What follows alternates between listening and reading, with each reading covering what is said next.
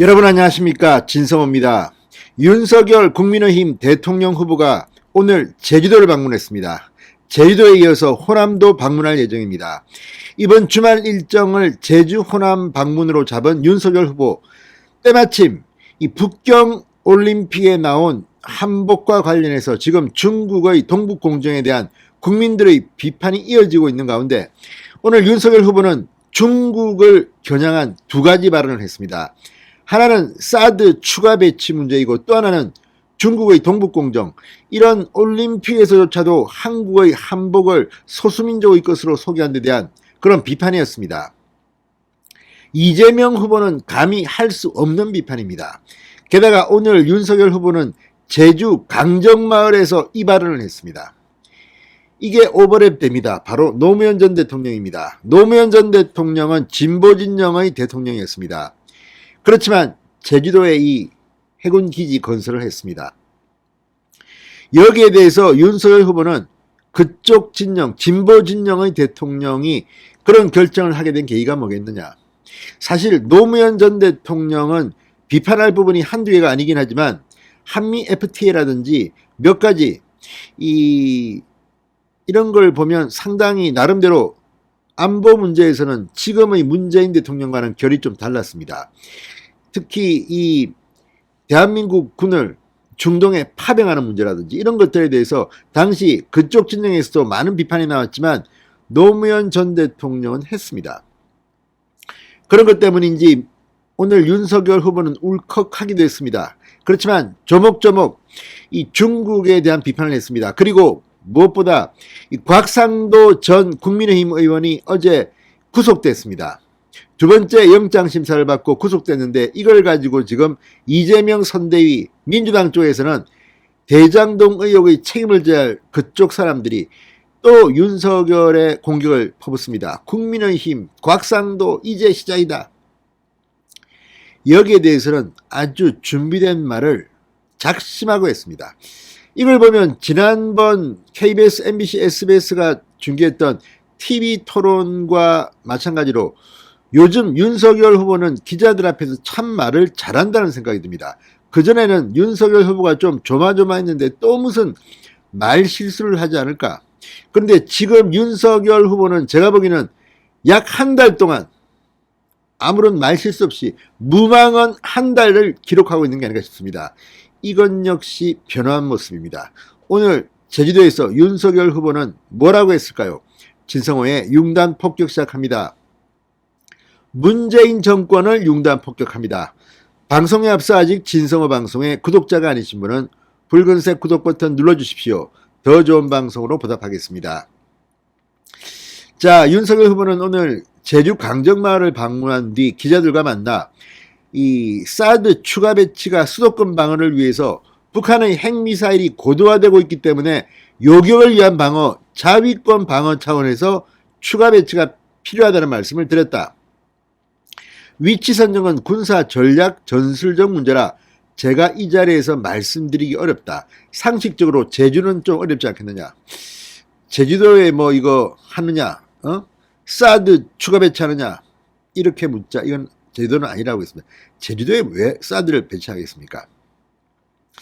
자, 이재명 후보가 제주 2공장 해저터널 KTX 개통 동시 추진을 검토하는 데 대해서 윤 후보는 일단 제주 2공항 건립이 우선이다.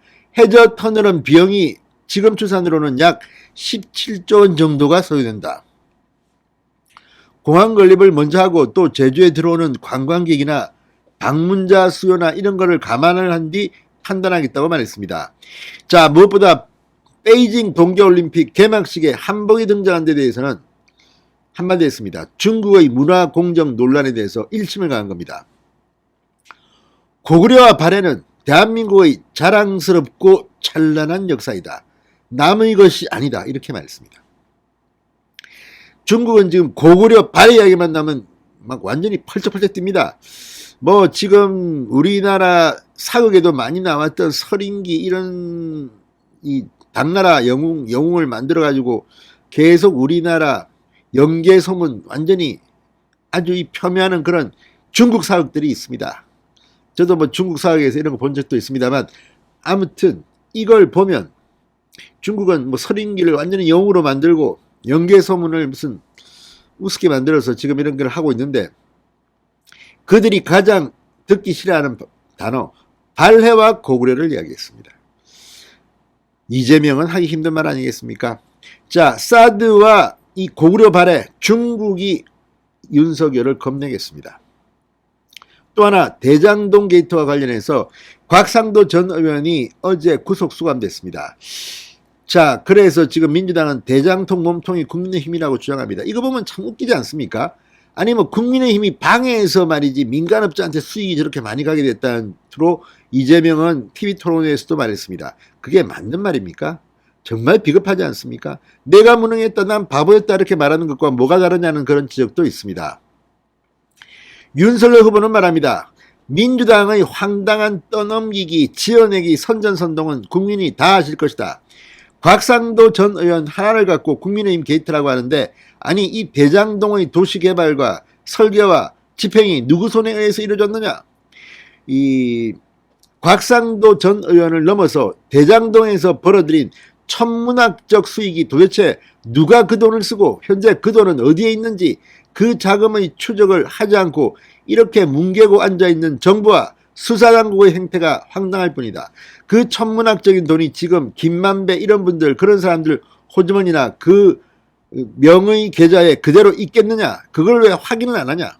민주당 시장 이재명이 설계해서 집행한 일이면 책임 귀속을 정확히 가리고 천문학적 돈이 현재 어디로 가 있는지 정확하게 밝혀야 한다고 말했습니다. 이거 제대로 싸우면 정말 엄청난 일들이 벌어질 겁니다. 자, 이 안철수 후보가 소모적인 사드 추가 배치 찬반 논쟁보다 한국형 미사일 방어체계 완성이 더 시급하다고 주장한 데 대해서 괜히 쓸데없는 사드를 우리가 왜 들여오겠느냐? 지금 우리가 갖고 있는 미사일 방어 시스템은 40km 고도 아래쪽이다. 북한의 고각 미사일과 초음속 미사일이 자꾸 개발되고 핵미사일 고도화되는 상황이기 때문에 그런 고각 미사일, 사람으로 말하면 뭐를 향해 날아오는 공격을 막기 위해선 사드 도입이 일단은 필요하다고 말했습니다.